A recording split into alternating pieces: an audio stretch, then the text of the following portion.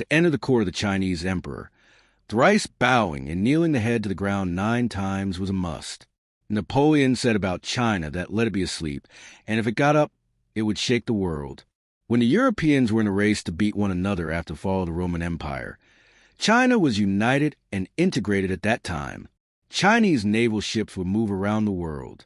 For the Chinese emperor, the world outside was of the barbarians. For that matter, the commissioner appointed to deal with them was called the barbarian manager, the manager of the jungle people. Zheng He, a Muslim shipman, was the last connection of China with the outside world, but his body was eaten up by the fish of the Indian Ocean somewhere. Queen Victoria received a letter from the Chinese commissioner stating, "Majesty Queen Victoria, when selling opium in your country is an offense. Why are you getting smuggled to our country?" Besides traders, British priests were also running a parallel business. They offered a packet of opium free of cost to the Chinese, who would recite a chapter from the Bible. The Chinese were awakened after the British Navy attacked them. The cannons deployed for defense had not been checked for 200 years and became rusty.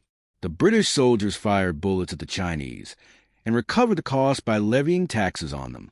It was such a humiliation that they call it today the Century of Humiliation.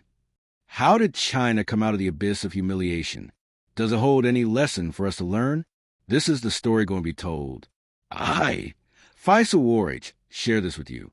200 years ago, the Chinese believed China was a universal state, a global state where the Han nation lived surrounded by barbaric or uncivilized states. They called their central vision Zhonghua, commonly referred to as the Middle Kingdom in English. Therefore, there was no foreign affairs department in the Chinese courts because they did not consider anyone equal to them. This pride was not baseless. At that time, no one in the world matched them, not in Asia, Africa, or the Far East. After the fall of the Roman Empire, when Europe was in chaos, China thrived. For 600 years, from the 8th to the 14th century, Chinese naval ships sailed worldwide for trade and diplomacy, but never occupied any region because they didn't consider others worthy. They believed their Zhonghua was the best.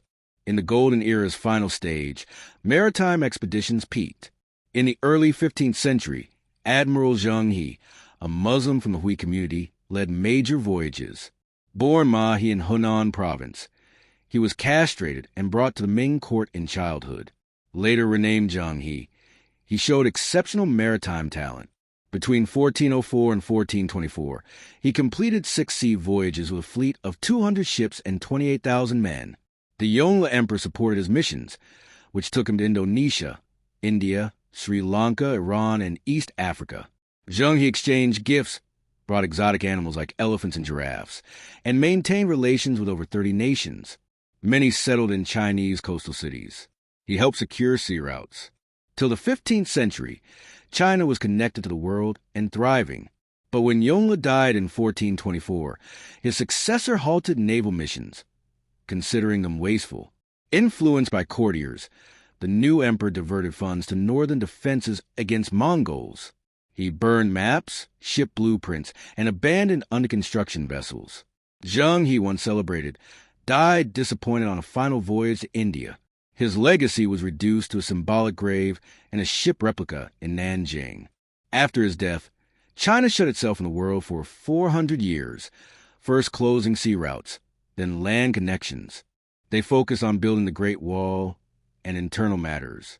Although they traded tea and silk, literary and diplomatic links were severed. This isolation cost them heavily as Europe industrialized while China lagged. The population boomed from 60 to 70 million to over 200 million by the 18th century. European demand for Chinese silk and porcelain surged. China allowed limited trade to the Guangzhou, Canton, port and accepted only silver coins, which drained European wealth. But China didn't buy from them, creating a massive trade imbalance. In frustration, the British smuggled opium into China. Indian farmers were forced to grow it, and the product was stored and shipped illegally to China in large chests. Though banned in Britain with a death penalty, King George III allowed this smuggling. Chinese youth, lured by addiction, became consumers, burdening their society.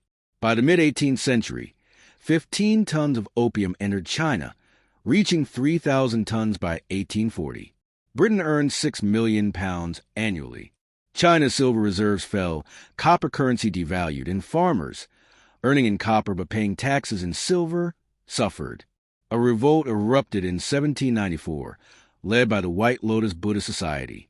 Claiming Buddha's return, they resisted monarchy. It took the Qing army 8 years to crush the rebellion, killing up to 2 million people through war, famine, and disease. Amidst this, King George III sent a delegation in 1793 under Lord Macartney to Beijing. They brought gifts and sought trade privileges and a British head office in China, like Fort William in India, but the emperor rejected them, demanding full submission rituals, which Macartney refused. The British were dismissed, infuriating King George III. He intensified opium smuggling. Commissioner Lin Zexu was appointed to Canton in the 1830s to curb this crisis. Initially lenient, Lin blamed Chinese demand, but later realized the supply chain needed dismantling. He cracked down, confiscated over 100,000 pipes, arrested users and sellers, but results were minimal. In 1839, Lin warned traders to surrender opium or face death. Some obeyed, but most laughed off the warning. Lin arrested smugglers, executed 2 publicly, and laid siege to the British 13 factories, cutting off supplies. After 6 weeks, British handed over 20,000 chests of opium. Lin destroyed them using chemicals in pits over 22 days. Opium worth £2.5 million. The British Queen and traders, furious, saw this as humiliation. Public in London demanded retribution. Queen Victoria declared war. In 1839, George Eliot led 16 naval ships and 4,000 soldiers to blockade China, demanding compensation for destroyed opium, damages to factories, trade guarantees, a Chinese island, trade rights in Canton, and reparations. Commodore James Bremer led attacks on Chinese ports. The outdated cannons and wooden ships stood no chance against British steel vessels. Over 3 years, British naval dominance crippled Chinese defenses. Shanghai and Nanjing fell. The Qing court finally surrendered in 1842. On the HMS Carnivalos, they signed the Treaty of Nanking. China ceded Hong Kong, opened 5 ports, paid $21 million in silver, and gave Britain most favored nation status. Chinese law was no longer applicable to British citizens. This marked the beginning of China's century of humiliation. Internally, chaos continued. A man who failed civil service exams claimed he was Jesus Christ's brother, formed a following of 70 million, and started the Taiping Rebellion. Western powers supported him. The humiliation deepened, but that story continues in the next vlog.